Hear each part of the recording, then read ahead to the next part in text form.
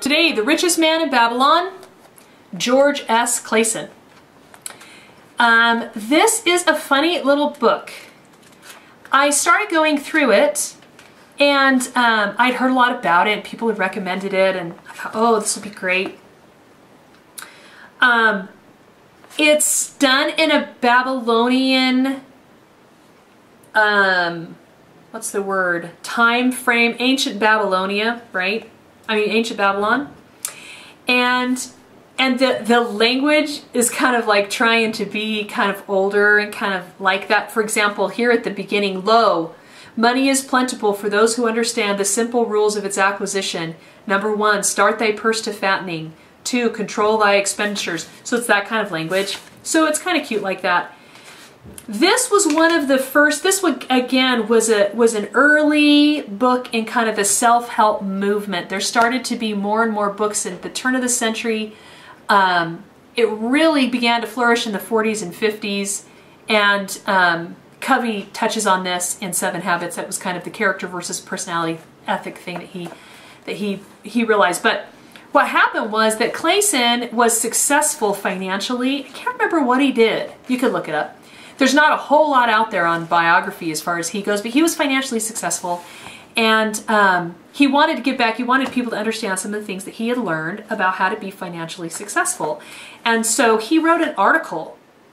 I think that The Richest Man in Babylon was the first one that he wrote, and it was published. It's got this string of publication dates, 1926, 1930, 31, 32, 36, because here's what I didn't get when I first read it. I was really confused. So I start along in the book, The Man Who Desired Gold.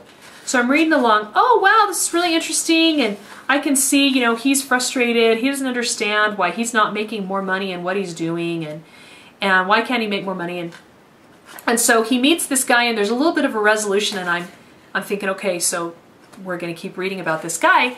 And then chapter 2, and this is now this just gives titles to it, right? Because there are a series of articles. But I didn't really understand that when I first read it. And so it's going on, and the story just switches gears, and we're still in Babylon, but that guy isn't in the story anymore, and now it's about this richest man in Babylon.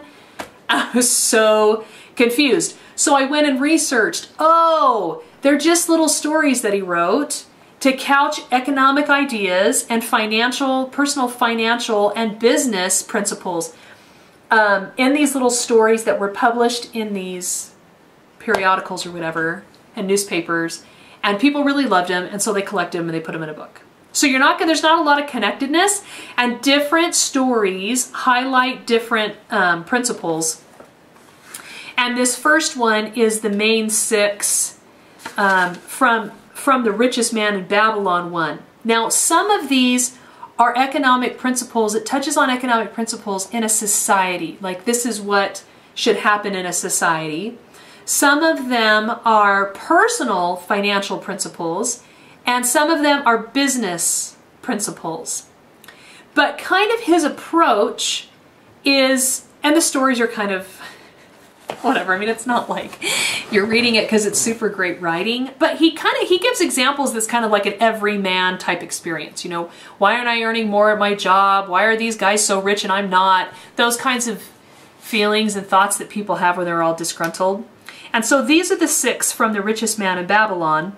Start thy purse to fattening, control thy expenditures, make thy gold multiply, guard thy treasures from loss, make of thy dwelling a profitable investment, ensure a future income, increase thy ability to earn. And so basically what he wants you to do is you start saving.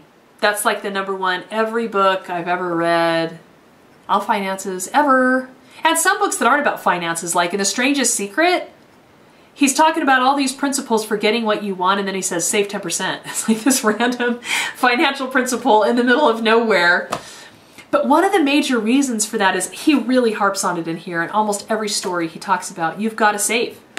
If you ever want things to change, you have to save. And one of the things that I learned, I think Your Money or Your Life, and Suze Orman, some other ones may talk about this, but you can't get out of debt until you're saving.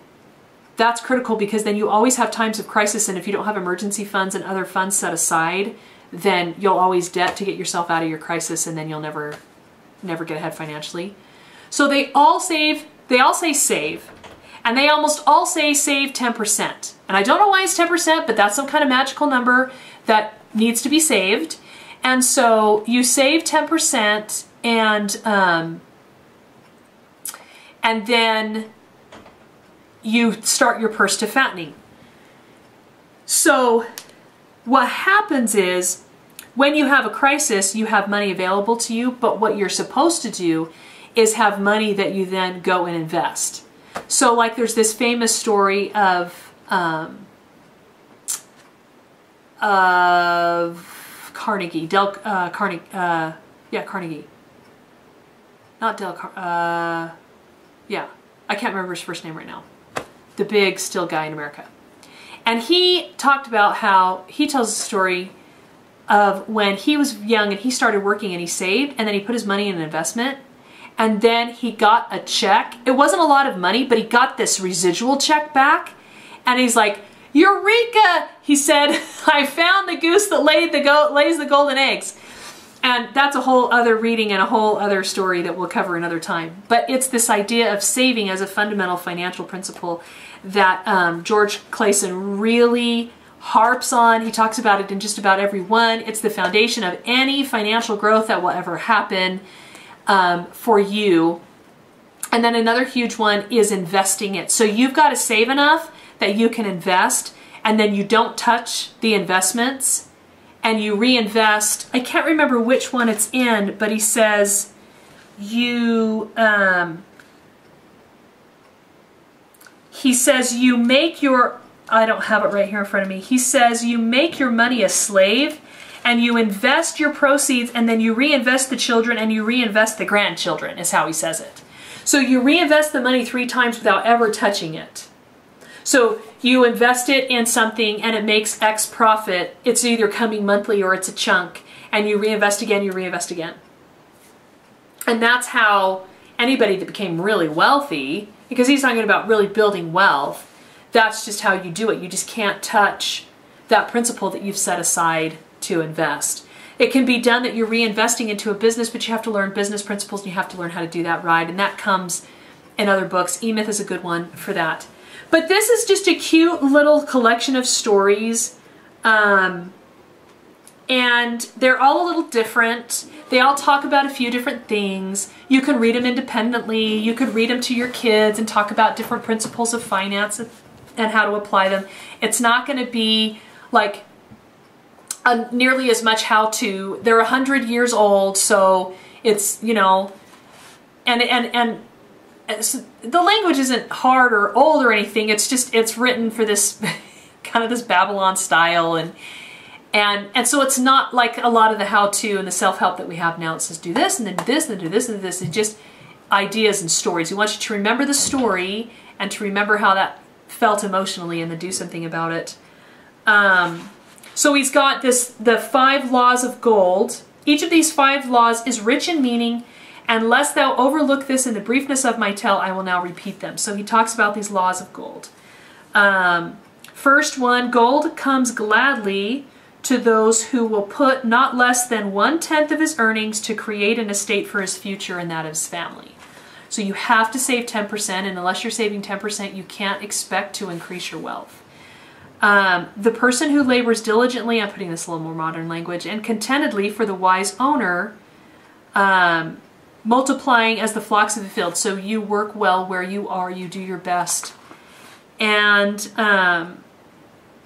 gold clingeth to the protection of the cautious owner who invested under the advice of the wise men. So he says don't ever invest until you've gotten professional advice from people who know what they're doing. Not like those people that you call up and they tell you what to put on the stock market, but find somebody who's financially successful and ask for their advice and their specifics. Read a lot of investing books. Invest in things that you... The one cardinal rule about investing that I found in multiple books is invest in what you know. Always, always, always invest in what you know. And so if you have some kind of career, invest there. Gold, this is law 4. Gold slippeth away from the man who invested in businesses or purposes which he's not familiar with or which are not approved by those who are skilled. So he says the same thing. I didn't even realize that was the fourth law. So yes, invest in what you're familiar with. And 5, gold flees the man who would force it to impossible earnings or followeth the alluring advice of strictures. So get rich quick schemes, and he brings that up several times in here. Avoid get rich quick. Always invest very, very conservatively. In fact, one of the recommendations that he gives, I worked out the math, and it was only like a 8 or 10% return or something like that, and he considered that a good return because it was a solid for sure return. So he would rather have you invest in things that are very sure and solid, where you will get a return. And he actually tells several stories that give advice about good investing advice. So it's good for investing. He emphasizes the saving, and it really is mostly about that aspect of finances. He doesn't talk a lot about how to get out of debt or budgeting or that kind of stuff. He says you need to live below your means, but it's largely about this idea that you earn more than you need, you save 10%, and you invest and reinvest and reinvest, and you become a good investor. You learn how to find investments that will be profitable. So that's The Richest Man in Babylon, George S. Clason, Clason, however you say that. And a good primer, good one for youth to read. They could even read just some of the stories and just kind of get their minds around, oh yeah, I really should think about saving, and I should kind of plan for the future and learn how to invest. But it's a good reminder of those basic financial principles we've all got to live.